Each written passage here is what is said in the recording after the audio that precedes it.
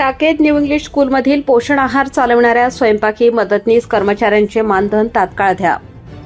पोषण आहार कर्मचाऱ्यांचे जिल्हा परिषद मुख्य कार्यकारी अधिकारी ओंकार पवार यांना निवेदन. इगतपुरी तालुक्यातील न्यू इंग्लिश स्कूल व ज्युनियर कॉलेज टाकेत येथील शालेय पोषण आहार चालवणाऱ्या ओम साई स्वयंसहायता आदिवासी महिला समूहाच्या कर्मचारी महिलांचे गेल्या 3 महिन्यांचे मानधन संबंधित शिक्षण विभाग प्रशासनाने विनाकारण रखडवले असून रखडलेले मानधन तात्काळ देण्यात यावे या मागणीचे निवेदन शालेय पोषण आहार स्वयंपाकी मदतनीस कर्मचारी यांनी नाशिक जिल्हा परिषदेच्या मुख्य कार्यकारी अधिकारी ओंकार पवार यांना दिले आहे. दरम्यान न्यू इंग्लिश स्कूल टाकेत येथील 2025-2026 या वर्षीचा शालेय पोषण आहार शिजवण्यासाठी शाळेकडून शालेय शिक्षण व व्यवस्थापन समितीच्या निवडीने आम्ही स्वयंपाकी म्हणून रीतसर अर्ज देऊन 10 महिन्यांसाठी आम्ही चालविण्यास घेतला आहे.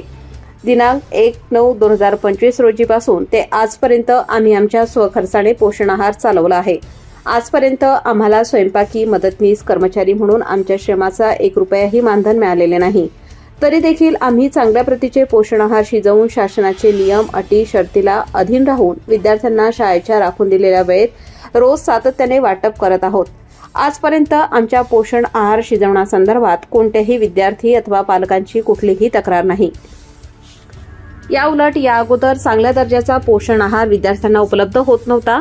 तो आज आम्ही विद्यार्थ्यांना पोषक व पूरक आहार विद्यार्थ्यांना योग्यरित्या देत आहे. विद्यार्थी देखील पोषण आहार चांगला आहे अशी प्रतिक्रिया देत आहेत. दैनंदिन वेळापत्रकानुसार रोजच्या मेनूनुसार चांगला दर्जाचा चवदार पोषण आहार दिल्यामुळे आज पोषण आहार खाणाऱ्या विद्यार्थ्यांची संख्या देखील वाढली आहे. परंतु आजपर्यंत आम्ही आमच्या कष्टाचे श्रमाचे मानधन अनेकदा मुख्याध्यापक श्री संजय हिलाल पाटील यांच्याकडे मागितले, परंतु आजपर्यंत त्यांनी आमच्या या प्रश्नांची गांभीर्याने कोणतीही दखल घेतलेली नाही. आमच्या प्रश्नाकडे आजपर्यंत कानाडोळा केला असून कायम मुख्याध्यापक हे सर्रासपणे रजेवर जात असतात.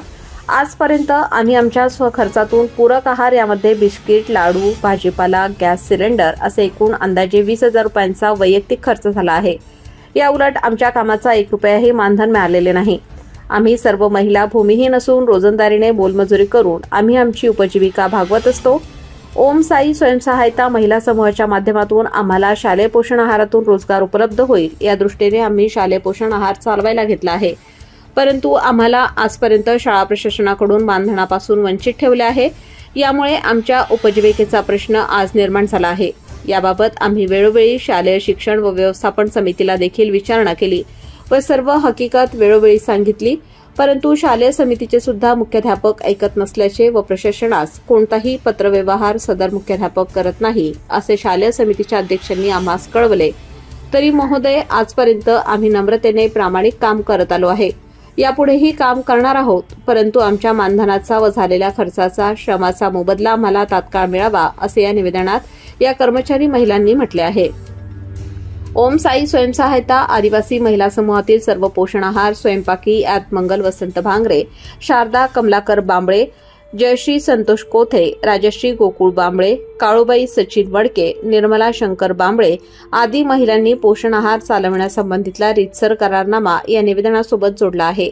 याच्या प्रती राज्याचे शिक्षण मंत्री दादाजी भुसे, जिल्हाधिकारी कार्यालय नाशिक, शिक्षण विभागाचे विभागीय शिक्षण उपसंचालक, जिल्हा परिषद मुख्य कार्यकारी अधिकारी भारत, सर्व सेवा संघ पाचेगाव, जिल्हा अहिल्यानगर, संस्थेचे अध्यक्ष, प्राथमिक व माध्यमिक शिक्षण विभागाचे शिक्षणाधिकारी इगतपुरी, पंचायत समितीचे गटविकास अधिकारी, गट शिक्षणाधिकारी, पोषण आहार अधीक्षक कार्यालय इगतपुरी आदींना न्याय मागण्यांसाठी पत्रव्यवहार केला आहे.